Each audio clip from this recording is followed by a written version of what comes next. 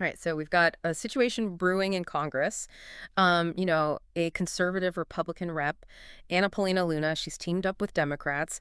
They want to challenge her own party's leadership on this whole idea of remote voting for new parents in the U.S. House. It's interesting because, the House majority is so slim right now. Every vote matters, and some lawmakers just can't be there all the time. It's like this clash of old and new, you know, a new generation is coming into Congress, more women than ever before. Yeah. And they're running up against a system that's stuck in the past. It's like Yeah. it doesn't get the whole modern family thing. I mean, look at Rep. Britney Pedersen. She's about to have her second kid and can't even fly. That means she might miss votes on major stuff. Trump's agenda, the debt ceiling, all of it. Exactly. She's in a tough spot. Yeah. How do you represent your people if you can't physically be there to vote? I mean, it really makes you think about what representation means in this day and age. It's not just about having babies either. Rep. Sarah Jacobs, the Democrat.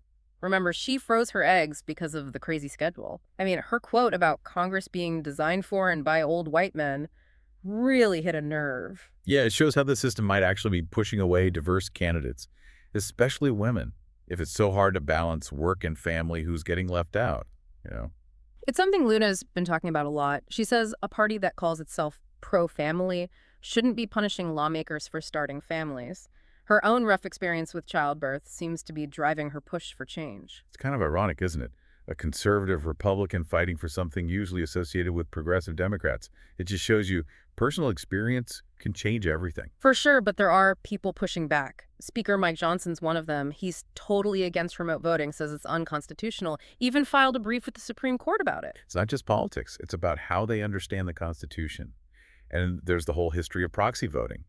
During COVID, it was used, but Republicans killed it when they got the majority back. Right. So was that just a temporary thing or a sign of a more modern Congress?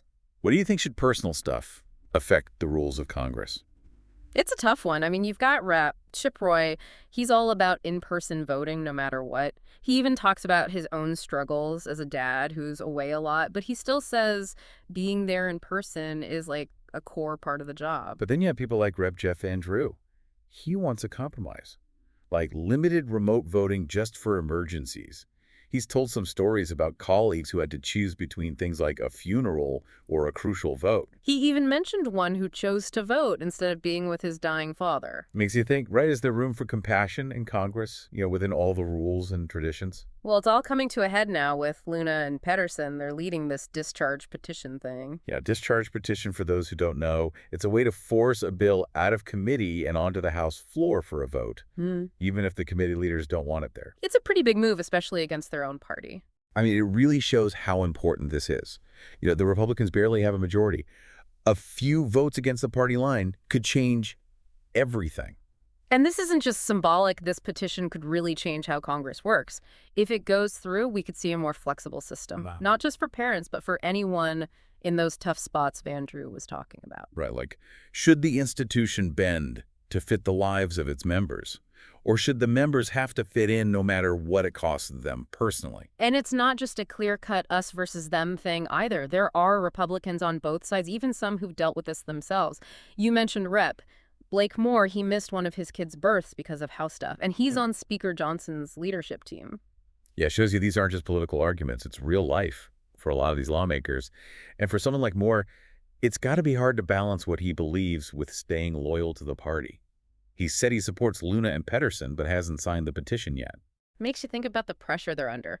It's one thing to agree with something, but to go against your own party leaders, that's tough. It shows you how individual beliefs clash with party unity. It makes you wonder, how often do our representatives have to make these hard choices? Their own views versus what their party wants. Let's be real, it's not just about pressure from inside the party. You've got voters, the media interest groups, all these forces pushing and pulling. It takes a strong person to stand up and say, this is what I believe, even if there are consequences. Yeah, and that brings us back to Luna and Pedersen.